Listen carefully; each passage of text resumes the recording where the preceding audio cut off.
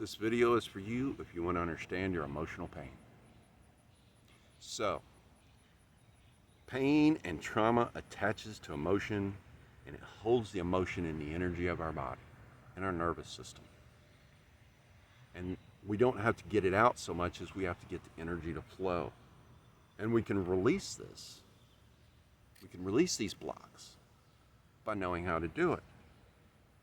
So we know the beliefs attached to the trauma will dissipate, especially with reinforcements of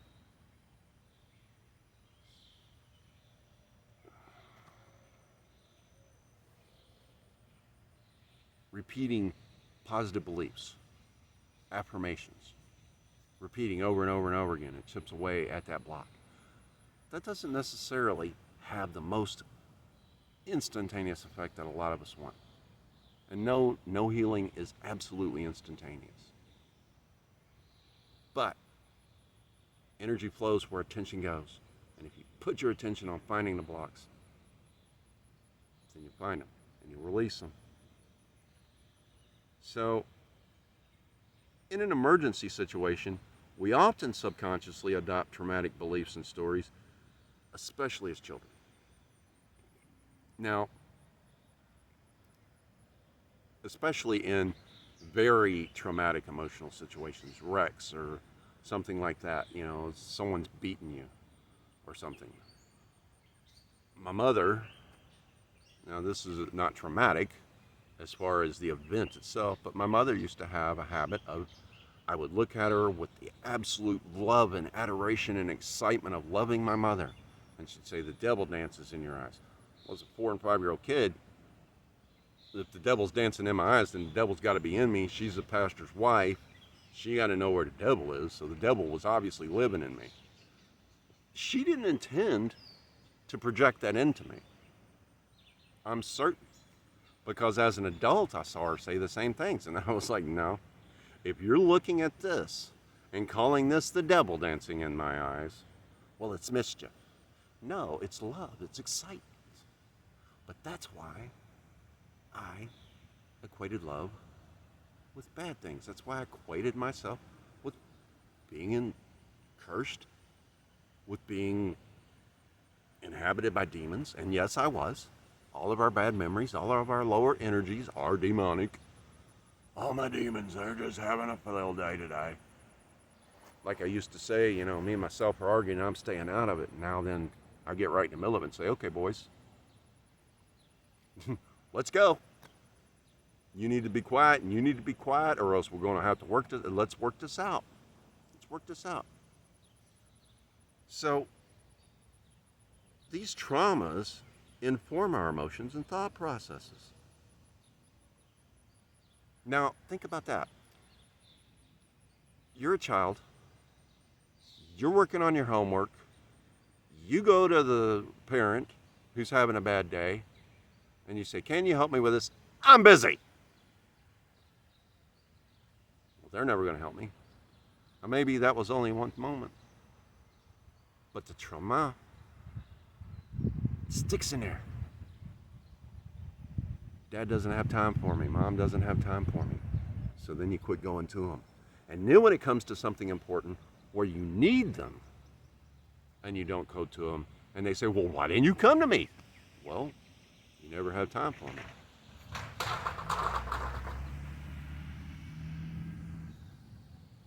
And none of us come with an operator's manual. Parenting isn't easy. It doesn't come with an operator's manual.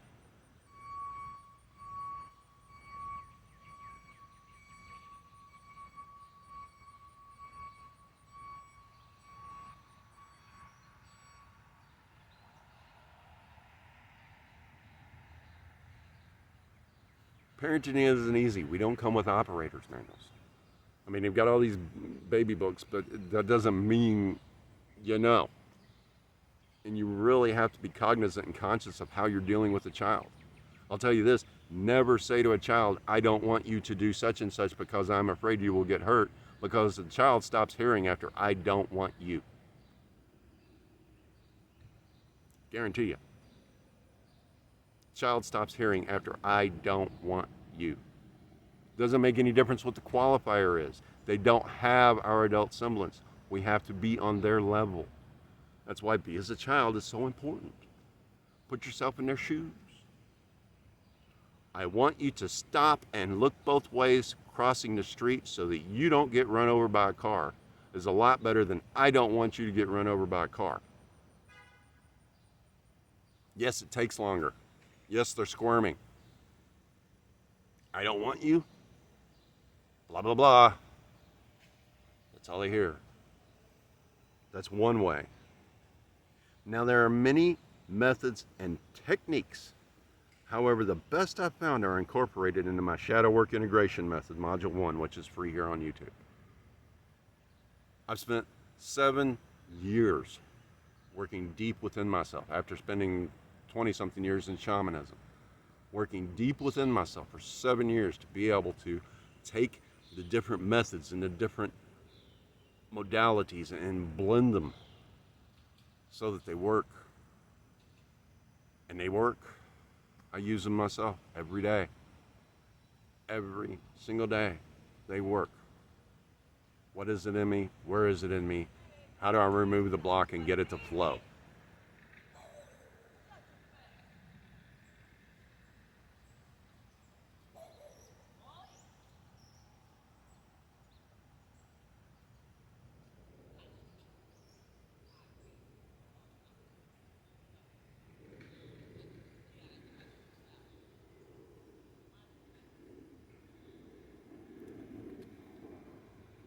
Like, share, subscribe, comment.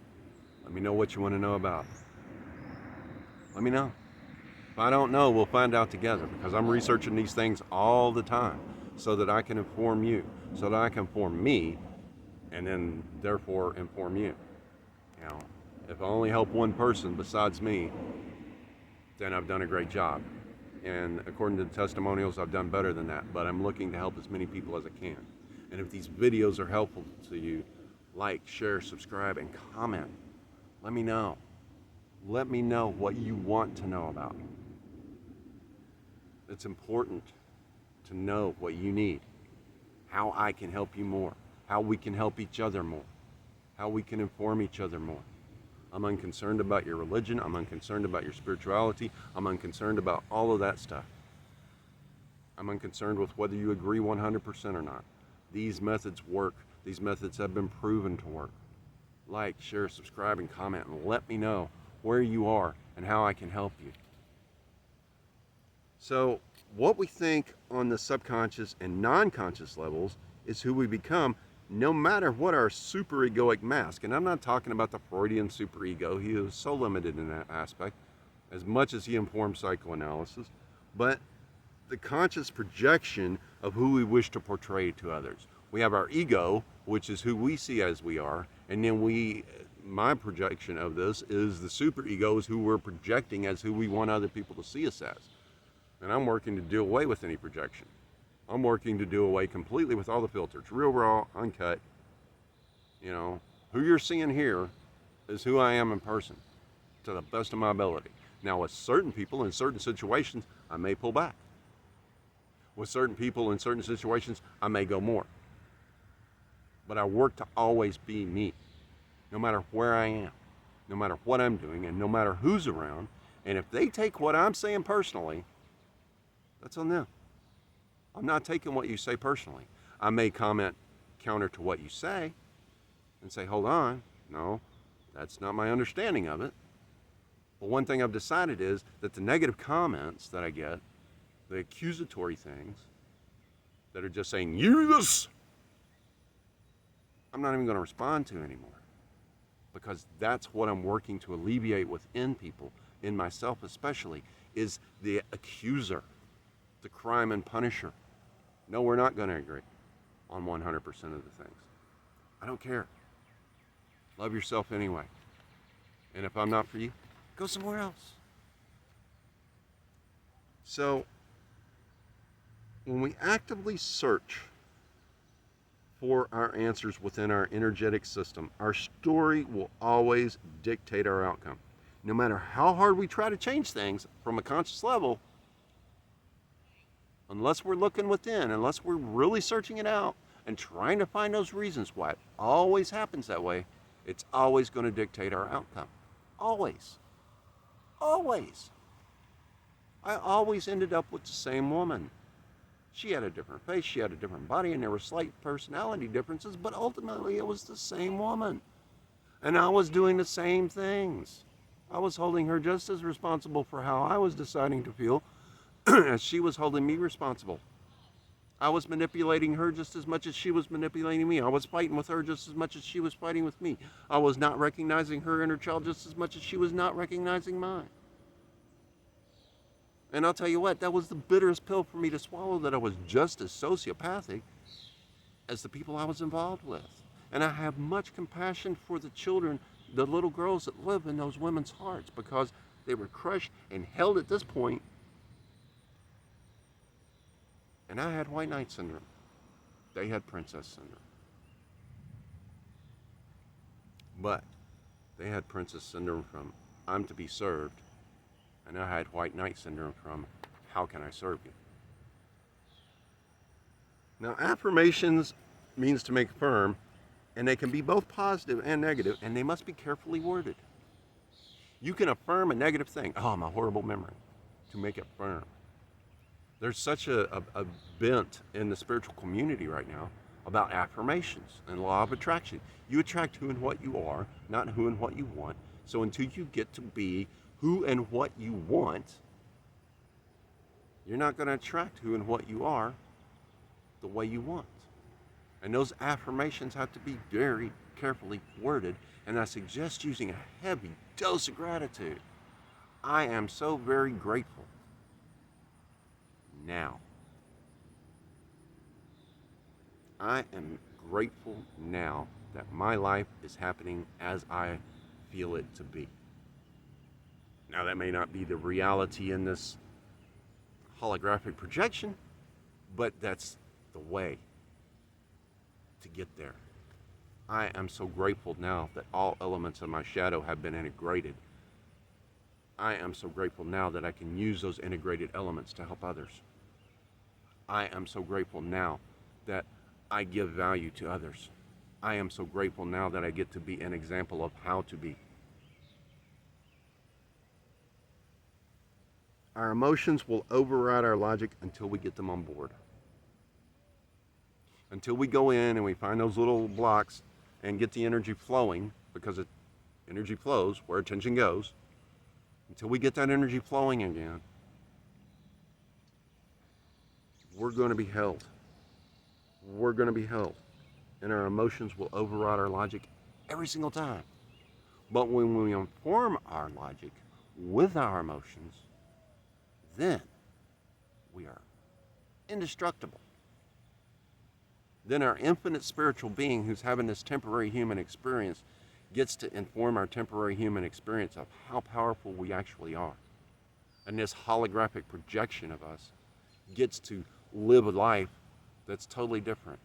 My life may not be 100% where my goals are taking me. And the people that I study from and work to be in communication with have a saying that 50% of your goals should have a 50% or greater chance of failure, or you're not pulling yourself to your potential. Well, I've got some goals that are lifelong goals that have a 1% chance of success. And you know what? I'm not stopping on them because I have that 1% chance. Look at Thomas Edison when they said, hey, you failed 10,000 ways. Look at Thomas Edison and how they said, hey, Mr. Edison, you failed to make a light bulb 10,000 times. He said, no, I found 10,000 ways not to make a light bulb. How old was Henry Ford when he finally got the Model T?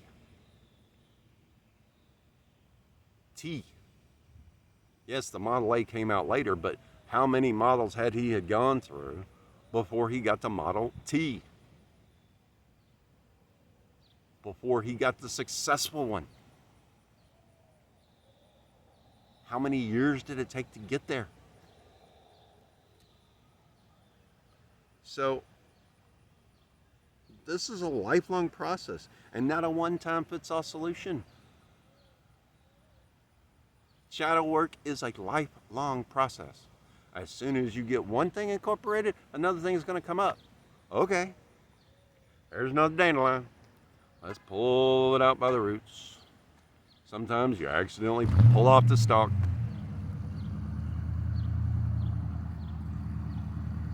Sometimes you accidentally pull off the stalk and two grow back. Get the water out. Get the ground wet. Work down in there with a fork or a knife blade. Pull it out. Get those hair roots out. If you can get the main stalk and most of the hair roots, the other little hair roots may or may not grow back. There are some things that you're always going to have to deal with. There are some things that happened pre-gestation where your mother's nervous system informed your nervous system, and it's just going to be there, and so you have to learn to work with it. And that's a big puddle of suck. You believe me? I swim in that puddle every day from something that happened 6 weeks before I was born. 6 weeks before I was born, my mother had an argument with my father about money. Boom! I know it's there. I know I'm working with it. And it informed my brain, which was still forming at the time, and my nervous system, because I was hooked into her. I was a part of her. And that, boom, wow.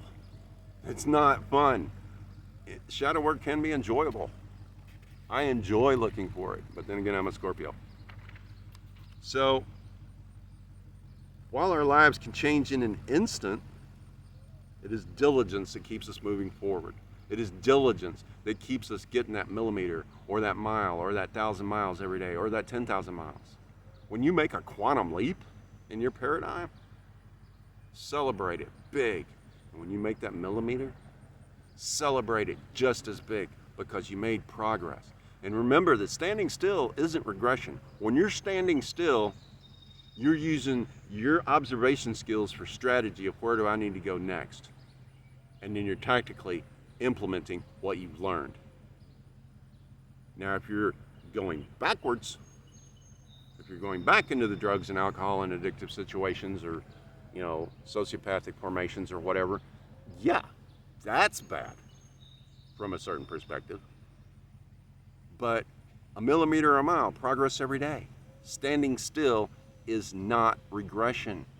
It is strategic observation for tactical implementation. And sometimes you do have to take that day off. And sometimes you do have to say, I need a plan.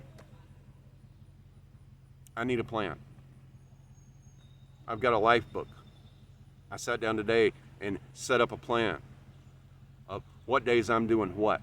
Because while I have a list of my habits and goals and what I'm doing on a daily basis, I didn't have a way of saying, okay, on this day I'm doing this and this and this and this. Now, I don't have it as particular times because there are certain things that, cause that juggling. But check out the life book process. You want to take a deep dive on your life? Take a deep dive on your life. Now, talk works to relieve the pressure, but it can take decades to find a problem. That's the problem I have with the standard psychological process, is it holds us at the level we're perceiving the problem. If I'm talking about the problem at this level, it's where I'm perceiving it. It's where it's existing in my conscious periphery. And where my conscious mind was, 40 to 100 bits per second, and the subconscious mind with its 4 to 10 million bits per second, and its non-conscious mind with its trillions of bits per second, where am I winning? I'm talking about it. Yeah, I'm relieving the pressure, but I'm not solving the issue. And maybe it takes me 20, 30, 40 years to find out one little thing where with hypnotherapy, I can subvert all that. And you don't have to go to a hypnotist to do it. I'm a clinical hypnotherapist, a hypnocoach, a trauma recovery hypnocoach, clinical level. Here on YouTube, my shadow work integration method is free. As I've said, I use it daily. It's not scary. It can seem frightening, but I use that particular technique infused into my morning meditation daily and sometimes even through the day. You can do it. If I can do it, you can do it.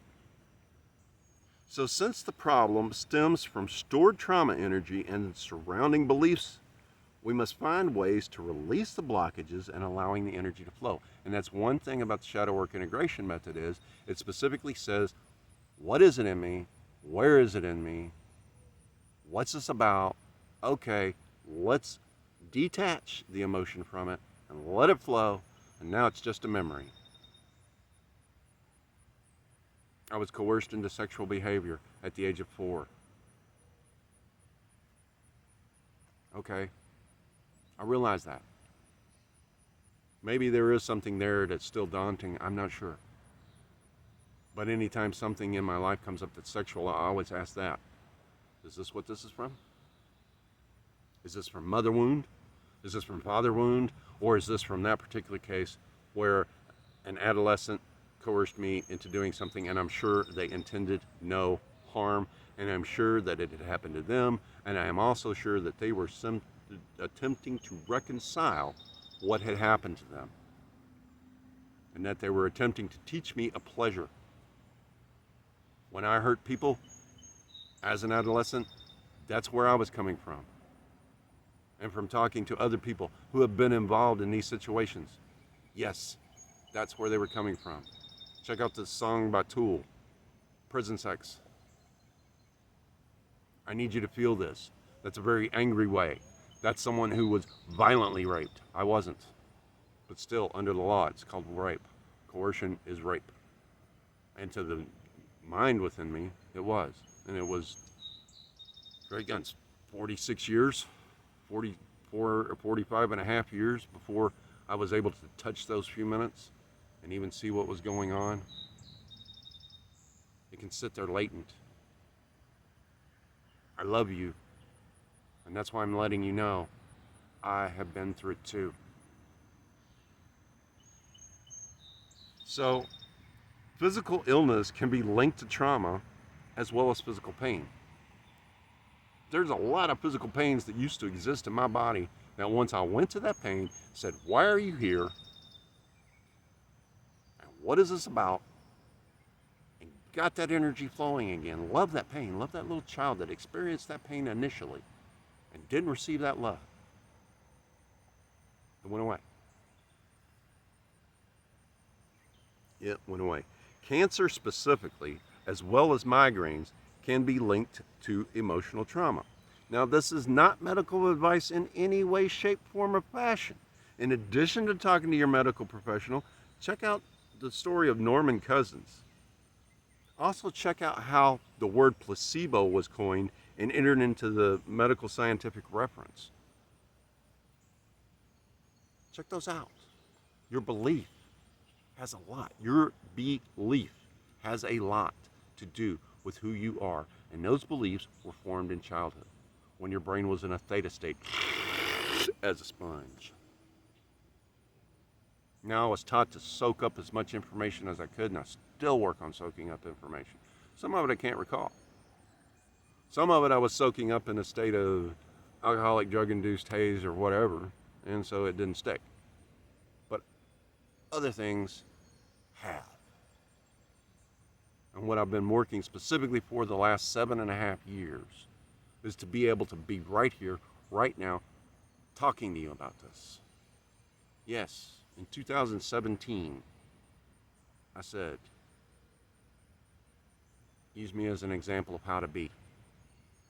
Wow! If you don't like the forge, you ain't gonna like the anvil. And it hurts. Sometimes physically it hurts when my body's sitting there twisting and jerking and smacking itself because it doesn't want to let go. The nervous system doesn't want to let go. And that's natural. It doesn't happen to everybody, but it can. I put myself through a self-imposed, self-directed,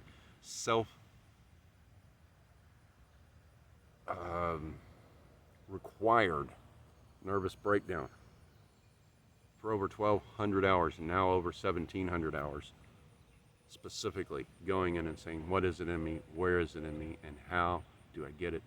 Originally, how do I get it out of me, but now how do I get it to flow? Energy is never changed. or never created. It is transformed. And if you take that energetic block and you smish it, move it out of the way, energy flows. And it may take chipping at it every single day for years before you get there. I've recently had a few breakthroughs in my own shadow work that have shown me that the last 20, 30 years, but specifically the last 7.5 years, are having their effect. And it informs me that if I ever have a child again, how I will communicate with that child so that they don't end up the way I have. Cancer is very specifically can be emotional. Dr. Halsey said the emotion that does not express itself in tears can cause other organs to weep. We have free radicals in our body, and when we're experiencing these down places, and our brain is constantly creating these down chemicals, and our immune system is down, and there's a energetic wound stored somewhere from trauma, and it just sits there and it festers and festers and festers, and we're doing all these comfort foods that are not helping our immune system, especially acid, especially anything acidic, soda pops and stuff like that. That creates the perfect place for cancer. Migraines have a very high rate of emotional content. Emotion plus belief equals our reality. Our current understandings of this ancient realization are coming to light. The CIA and other intelligence agencies have researched ESP and other esoteric techniques. MK Ultra originally started off as a Nazi research into using ESP and esoteric and occult techniques. Occult is just simply the result of the cult. Go away. So when we're working and realize that we are an infinite spiritual being, an infinite energetic being that has this body as a temporary experience, then we can use that quantum energy for creation, and that's what we're here for. We are the great ising its isness as us. Consequently, we're taught that things happen to us. Then we start realizing things are happening for us. Then we get to the point of happening through us. And then ultimately we get to the point that we realize everything has always been happening as us. So our emotion, not our logic, our emotion, our feeling, this body is here to feel. That's why we have senses. And we have 6, the first sense of which is our intuition. After that is sight, smell, touch, taste, and hearing. Said the musician. Hearing, that ain't important. So, these things are important. And people call it esoteric, people call it woo-woo, people call it metaphysical. It's still quantum. It's still quantum reality. And it's proven scientifically. It's proven scientifically. The photon exists as a particle when we observe it, and as a potentiality when it's not observed. Double slit experiment. Check it out. The new model of the atom is not the nucleus with a rotating thing. It's a waveform. It's incredible. And sound and frequencies, energy, frequency, and vibration, 3, 6, and 9, these come into being. That's why my affirmations, I say them in 3s. In my meditation, I do my mantra in 12s. I'm working with the powers of 3, 6, and 9. Because that is creation. Yeah, we have 10 digits. But if we work with 3, 6, and 9, that's important. So, for my money, hypnotherapy to find the root cause and change the beliefs attached to what's happened has been what's most successful for me. Neurolinguistic programming, cognitive behavioral therapy, conversational hypnotherapy, all of these different forms. Milton Erickson was brilliant because he could sit and have a conversation with a person, but by using leading conversation skills, he was able to lead them to their own answer because the problem contains the answer. These same techniques are used by salespeople.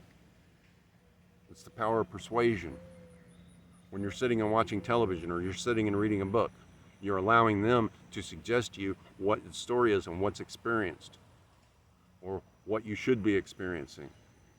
By watching this video, you're allowing me to suggest reality to you. I suggest that you take this and use it in your own way for the betterment of you and everyone else. In your own particular way, because it's not going to be my way. There's one mountain called truth, and there are many paths up it, and even if you walk the same exact path, stepping in exactly the same footprints that I've put there, you're still not going to have the same experience as me.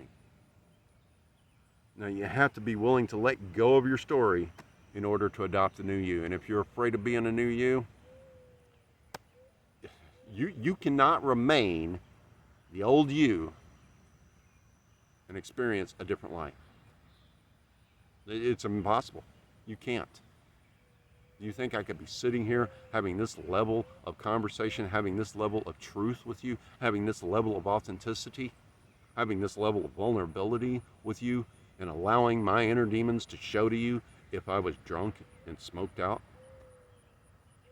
If I had naked chicks running around here? No. There's no way. It would be too distracting, and my mind would not be able to focus. You cannot keep those old habits and be a new you. And trust me, I still have habits I'm working on. Because success in life is nothing but a series of successful habits. Success in anything is nothing but a series of successful habits. My guitar every day, I'm getting better and better. That's one thing I say to myself, taken from Emil Coué. Every day in every way, I'm getting better, better, and better.